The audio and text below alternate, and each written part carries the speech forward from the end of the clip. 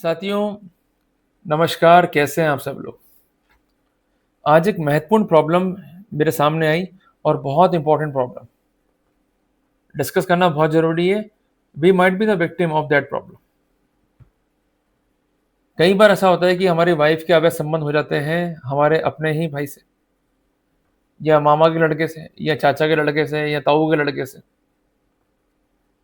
अब चूंकि panic situation क्या है कि संबंध जिनके साथ में है वो भी आपके अपने, और संबंध जिनके हैं वो आपकी अपनी वाइफ है। जाए तो जाए कहाँ, इधर कुआं इधर खाई। उनसे लड़ेंगे, जो पारिवारिक संबंध थे, सौहार्द था, सब बिगड़ गया। वाइफ से लड़ेंगे, वो काउंटर केसेस कर देगी। झगड़े होंगे 100 अलग, पैनिक होगा 100 अलग, कलेश जो होगा 100 अलग। तो करे तो क्या करें। तो आप लोग इस विषय पर बात करना चाहते नहीं। आपको लगता है भाई जो हो रहा होने दो, पर अल्टीमेटली मर कौन रहा है? आप। नुकसान किसका हो रहा है? आपका। यूं घुट घुट के जियोगे या कुछ आगे भी बढ़ोगे? तो आगे बढ़ने का मतलब ये नहीं है कि आप उसको मारो पीटो, आप लोग वायलेंस करो, तमाशा क्रिएट करो। कुछ बातें विचार से भी, कुछ बातें आपसी बातचीत से भी सॉल्व हो सकती है। पर उसके लिए चाहिए हमें एक प्रॉपर डायरेक्शंस कि क्या करें, किस प्रकार करें। तो हम लोग बात करेंगे सबसे पहले फंडामेंटल्स पे। देखिए, अगर इस तरह की जो स्थितियां आती है कि जहां वाइफ के अवैध शारीरिक संबंध है कंसर्ट भाई से, या कंसर्ट मामा के लड़के से, या कंसर्ट चाचा के लड़के से, या कंसर्ट ताऊ के लड़के से, मैं बात करूं आपके साइड के लोगों की, तो basically it is a case of adultery. Adultery में क्या है कि उसने विवाह के कॉन्टिन्यूस रहते हुए जो पर पुरुष हैं उसके साथ जो है संबंध स्थापित करे, जो कि गलत है। हमारे कानून में पहले ये क्राइम था। पहले जजमेंट आया वर्ष 2018 में ऑनरेबल सुप्रीम कोर्ट का, इसका नाम था जोसेफ बनाम यूनियन ऑफ इंडिया। उसमें ऑनरेबल सुप्रीम कोर्ट ने एडल्ट्री को एक क्रिमिनल अपराध नहीं माना। क्या माना कि एक सिविल रॉन्ग है या इसका वॉयलेशन होगा तो बेसिकली जो कंसर्न पक्षकार है वो डिवोर्स के लिए अप्लाई कर सकता है।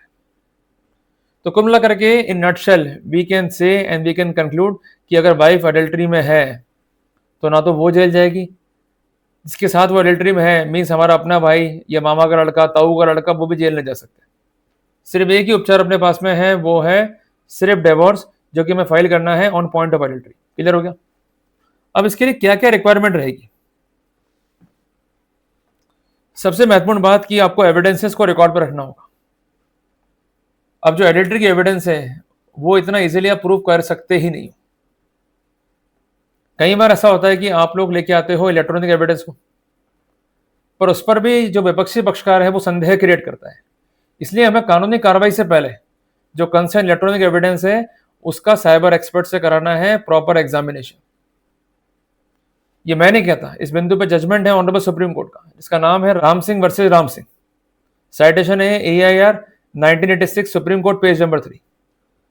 क्योंकि अगर बाद में संदेह क्रिएट हुआ कंसर्न इलेक्ट्रॉनिक एविडेंस पे और ये बात निकल के आई कि उसमें काट छाट है, मैनिपुलेशंस है, उसमें ओबिजन्स है, छेड़ाखानी की गई है, तो आपका अच्छा केस भी आप हार जाओगे। क्लियर है? इसके अलावा धारा 63 BSA की कंप्लाइंसेस भी करनी पड़ेगी। BSA मीन्स भारतीय साक्ष्य अधिनियम। देखिए, कोई भी एविडेंस जब आप कोर्ट में लेके आते हो आपको तो बड़ी खुशी होती है, अब मैं केस जीत जाऊंगा, yes I am having evidences. आपको मालूम ही नहीं कि अगर कोई एविडेंस एडमिसिबल नहीं है as per the evidence head तो उसका कोई वैल्यू नहीं है, कचरा है वो। आप मंदिर में गए फूल लेके, पंडित ने फूल लिया, आपके ऐसे उठा के वहीं फेंक दिए, चढ़ाए नहीं, तो क्या मतलब रहा? वो आप फूल ले जा रहे हो, वो एक सबमिशन है, फैक्ट्स है।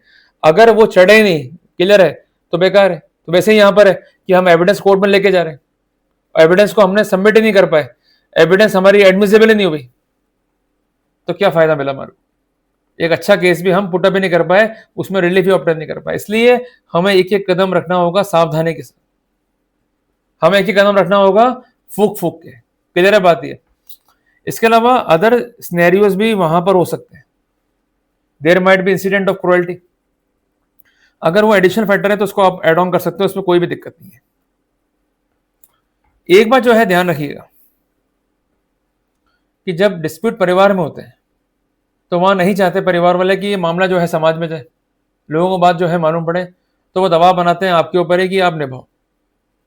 भाई निभाना है नहीं निभाना है ये आपका डिस्क्रिप्शन है, डिवोर्स फाइल करना है नहीं करना है ये आपका डिस्क्रिप्शन है। पर उन केसेस के अंदर बेस्ट रेमेडीज क्या होंगी, इस पर जो है आज हम चर्चा कर रहे हैं। सबसे पहले हमें क्या करना है, जो हमारी वाइफ है उससे बातचीत करने की, भाई अगर वो नहीं चाहती साथ में रहना या रहना चाहती है तो उसको ये जो कुकर्ते हैं वो छोड़ने होंगे।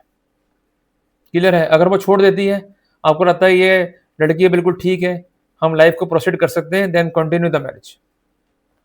पर ध्यान रखना कि अगर एक बार आपने उसका जो गलती है माफ कर दिया, जिसको हम कहते हैं कॉन्डोनेशन ऑफ क्रुएल्टी या कॉन्डोनेशन ऑफ फॉल्ट, तो उसके बाद दोबारा इसी ग्राउंड पर आप डिवोर्स फाइल नहीं कर पाओगे,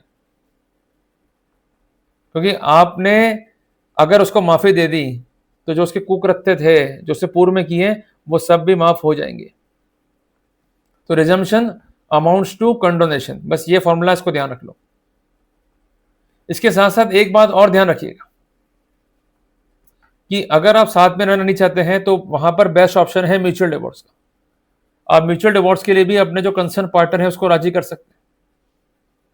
अगर वो राजी नहीं हो रही है और परिवार जो है आपका साथ नहीं दे रहा है, तो बेटर ऑप्शन ये है कि we should consult the expert counsellors या प्रोफेशनल काउंसलर्स, जिसमें जो कंसर्न लेडी है उसको वो काउंसलिंग कर सके, समझा सके कि जो उसने किया उस पर हम कोई डिपेंड नहीं कर रहे, ना उस पर कार्रवाई कर रहे हैं, बस सिंपल हम ही चाहते हैं कि वो जो लेडी है वो इस रिश्ते से एक तरफ हो जाए, हट जाए,